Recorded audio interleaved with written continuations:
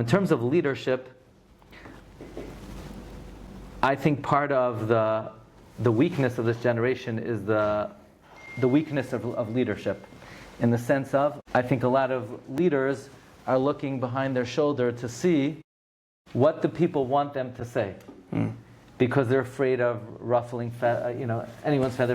They're afraid of rubbing someone the wrong way. Basically, people are afraid to speak the truth in this generation. So I mean, as somebody came to me, they're working on a tefillah project, and they come to me in the shul. They're showing me on their phone of all the things that they're working on to help people daven properly, and why is it that people have a hard time concentrating on their tefillah. And I told the guy, what in the world are you doing? Bring your phone into the shul. Yeah. That's the first problem. No, we can't say. I've gone to Rabbanim. I've asked. Could you please consider making a rule that you can't bring a phone into the shul? I can't do it. That people don't like it. So why do you have the job? To make money?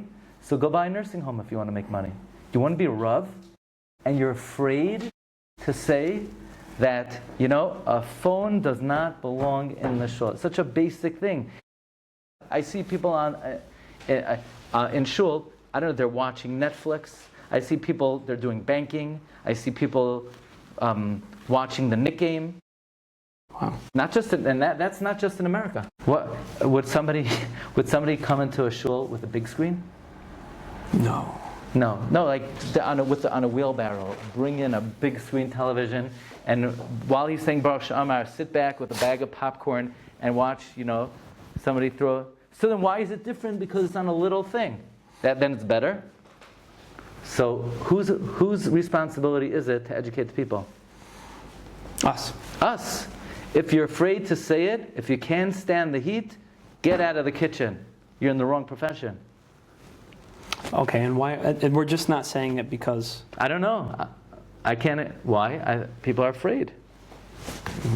People are afraid. This is a historic issue. This is a historic problem. In other words, you have a lot of shuls. So who's running the show? People paying the Rav or the Rav? So if you want to go into this job, you have to have a backbone. Lo yisaguru mipnei ish. So you say, no, but people are emotionally, they can't.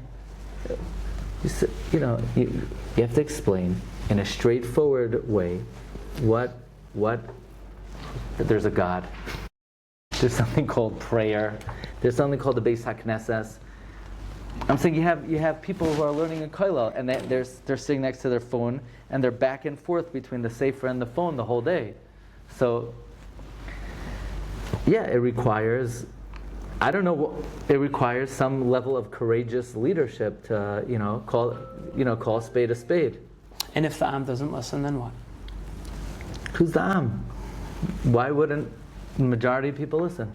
Like the majority of people wouldn't really listen. Would not listen? To cold turkey?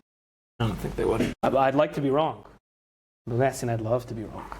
But do you think that every call you go to, every shiva you go to, and every shul you go to, you say no phones, they'll say sure, Rav, I'll put it away? If I say, I'm not. No, I'm not saying you. I'm saying we're talking about upcoming leaders. A person gets a job in a shul. First day. We're going to throw away the phones. Is that going to work? No, we're not going to throw it away. When you leave the premises, you take your phone with you. Do you believe in doing it in stages? Or do you think it has to be Mila Shem Elai? In stages? What does that mean in stages? Year one, we only bring it in for 10 minutes a day. Year two, we bring it in for 9 minutes. I don't know what it looks like. For me personally, I like the Mila Shem Elai approach in general. Meaning if something's treif, it doesn't belong. And that's it. I don't know that you have to take out a sword and say Mila Shem Elai and start, It worked well, the Mila Shem Elai. It worked well. But I don't know. On issues like this, I've gone into shuls that I remember being there 40 years ago. And with all the programs and all the initiatives and all, the same chevraman, they're still doing the same thing. They're still, they're still, Look, I understand a lot of Rabbanim are in a position where, you know, they can't do it. They can't do it because the people are going to say, you know, you're out of here. But maybe something has to be thought about the makeup of the way certain institutions are run.